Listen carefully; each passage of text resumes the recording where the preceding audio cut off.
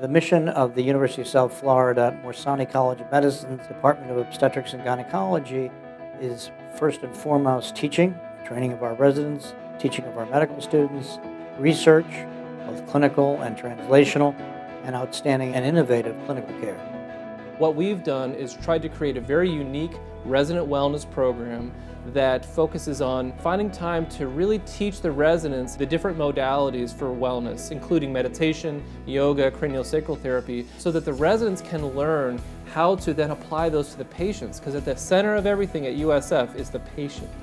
From the minute we were in here, it just felt like that we were going to be taken care of, and they were going to do absolutely everything that they could do for us.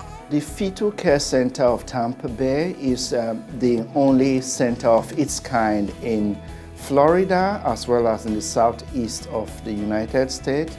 We are offering interventions such as laser therapy for complicated twin pregnancies with twin-to-twin transfusion syndrome, which is the only center doing it in the state of Florida. Recently, we had a patient who was evaluated and was found to have twin-to-twin transfusion syndrome. She was quickly rushed to our center.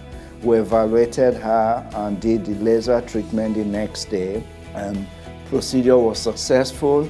She went back home and went back to Ohio, where she ended up delivering her twins. It was a very good experience with Dr. Debo. Even when we got back to our MFM doctor, looking over everything was like, you basically got the guy that wrote the book on this. The Human Placenta Project is a project that has been designed by the National Institute of Child Health and Human Development. And the goal of this project is to look at the many ways in which the placenta affects outcomes of pregnancy. Currently, we don't know how babies comes with growth restriction. When they're born, they're small babies, so we don't know what's the main reasons.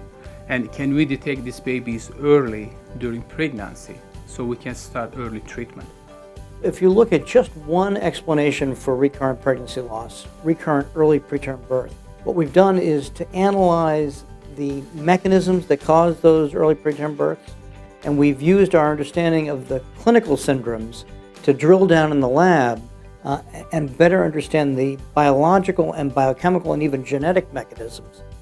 The Pregnancy Loss Prevention Center at the University of South Florida focuses on a variety of different kinds of recurrent loss. But we're also conducting research in clinical trials to try to improve pregnancy outcomes, studies in G1 oncology and in infertility. The Pregnancy Loss Prevention Center is something that we developed in conjunction with Dr. Lockwood, and it's a space where patients can come who have had multiple different complications in their past. A lot of what happens with patients who have recurrent miscarriage can be traced back to genetics. So we use their history, we use their blood work, and we use other samples that we're able to obtain from when they have a miscarriage to be able to characterize what caused the loss and give the patient some closure and maybe provide answers for women all across the country.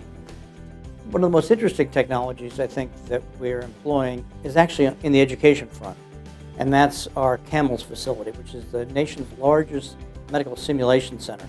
It is truly state-of-the-art. The types of things for OBGYNs that we like to do here, we practice vaginal deliveries, we practice operative vaginal deliveries, we practice simulated laparoscopic techniques.